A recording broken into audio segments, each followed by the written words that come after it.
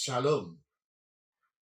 Mari Bapak Ibu yang dikasihi Tuhan, kita langsung saja membuka di dalam 1 Petrus pasal yang kelima ayat yang ke-8. Firman Tuhan berbunyi demikian, sadarlah dan berjaga-jagalah. Lawanmu si iblis berjalan keliling sama seperti singa yang mengaum dan mencari orang yang dapat ditelannya. Bapak Ibu yang dikasihi Tuhan, salah satu bahaya yang tidak disadari dalam kehidupan banyak orang Kristen hari ini adalah terlalu optimis, menganggap iblis sudah tidak berdaya lagi. Iblis dianggap sudah kalah sama sekali. Hal ini bisa kita lihat Bapak Ibu di dalam lagu-lagu yang dinyanyikan di banyak gereja. Hari-hari ini kita bisa melihat memuat syair-syair yang mengesankan bahwa iblis tidak perlu diwaspadai karena Yesus sudah menang. Iblis yang cakap dalam strategi itu akan selalu berusaha agar orang Kristen itu memiliki pemahaman atau gambaran yang salah, yaitu bahwa iblis itu sudah lemah, sudah tidak berdaya, dan tidak diperlukan atau tidak perlu diwaspadai sama sekali. Nah, iblis ternyata berhasil di dalam membangun pengertian dalam banyak komunitas orang-orang Kristen bahwa kekuatan iblis sudah tidak berarti sama sekali dan iblis adalah oknum yang kurang membahayakan. Iblis begitu gampangnya atau begitu mudahnya diinjak-injak. Oleh sebab itu, Bapak Ibu yang dikasihi Tuhan, dimunculkanlah dalam pikiran orang Kristen bahwa oknum iblis itu tidak perlu dipikirkan. Kalau iblis disebut-sebut, itu biasanya berkenaan dengan kekalahan iblis. Dan kalau orang Kristen menyanyikan lagu-lagu yang memuat syair mengenai dikalahkan iblis itu, hal ini berarti usaha untuk memantapkan akan kekalahan iblis. Dan parahnya lagi, mereka yang menyerukan hal ini sudah berasa ada di pihak Tuhan sebagai umat pemenang. Apakah benar demikian? Hal ini akan membuat orang Kristen itu menjadi tidak waspada terhadap gerakan kuasa kegelapan yang sangat cerdik tersebut. Nah, kalau Bapak Ibu perhatikan bacaan kita tadi di dalam 1 Petrus pasal yang kelima ayat yang ke-8, di situ terlihat bahwa iblis tergeletak tidak berdaya, belum tergeletak tidak berdaya.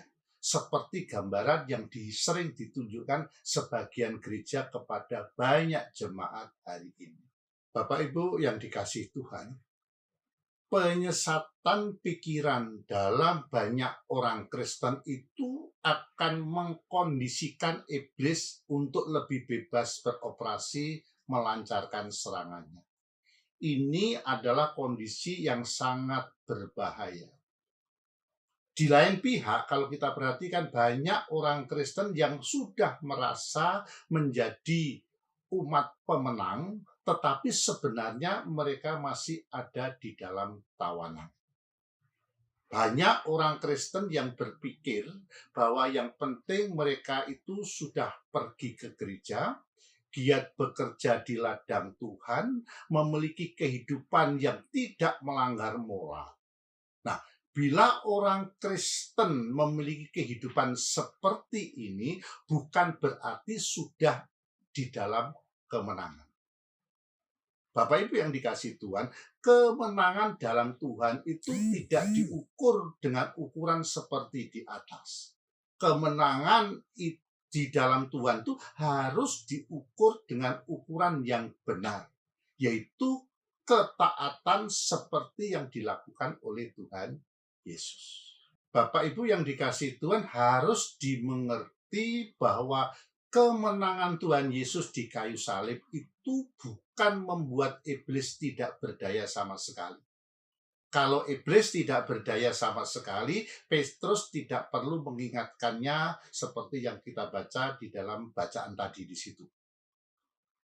Jadi memang secara yuridis, iblis sudah terbukti bersalah dan patut dihukum. Tetapi kita lihat hukuman itu belum dilaksanakan. Iblis masih berkesempatan untuk beroperasi.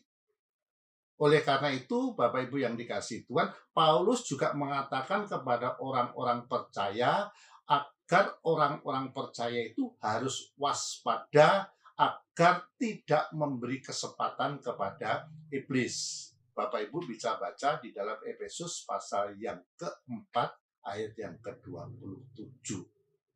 Nah, maksud kesempatan di sini adalah tidak memberi pangkalan atau tempat berpijak atau landasan daripada iblis. Karena iblis itu masih bisa berpijak atau masih bisa berpangkalan di dalam kehidupan orang-orang yang sudah mengaku dan telah percaya bahwa Yesus itu adalah Tuhan dan Juru Selamat. Nah, kalau orang percaya memahami bahwa iblis itu masih berdaya guna untuk membinasakan manusia, maka orang percaya itu pasti akan bersikap hati-hati dan berjaga-jaga. Tuhan Yesus di dalam Matius pasal yang ke-12 ayat 43 sampai 45 itu mengatakan bahwa bisa terjadi kemungkinan bahwa orang-orang yang sudah menerima pelepasan dari kuasa kegelapan dapat kembali dikuasai oleh kuasa kegelapan sehingga keadaannya menjadi lebih parah. Jadi dari sini Tuhan Yesus memperingatkan kepada setiap kita dengan jelas bahwa kuasa kegelapan itu dapat memobilisir pasukannya untuk membinasakan kehidupan seseorang. Jadi kelepasan yang diberikan Tuhan Yesus itu sebenarnya menempatkan manusia atau keadaan manusia itu seperti Adam dan Hawa ketika ada di Taman Eden. Orang percaya diperhadapkan kepada pilihan menjadi anak-anak Allah yang taat seperti Tuhan Yesus atau memberontak seperti Lucifer. Di dalam Efesus pasal yang keempat ayat yang ke-17, Paulus mengingatkan bahwa ada kemungkinan bahwa orang-orang yang telah mengenal Allah bisa hidup lagi sama seperti orang-orang yang tidak mengenal Allah.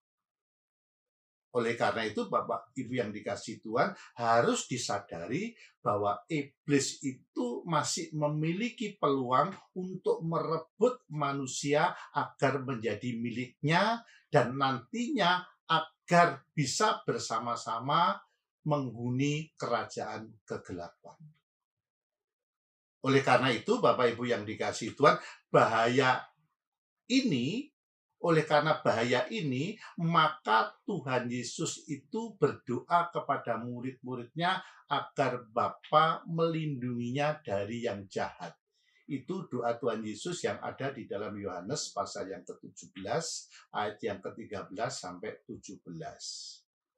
Tentu saja doa Tuhan Yesus itu masih berlaku sampai sekarang.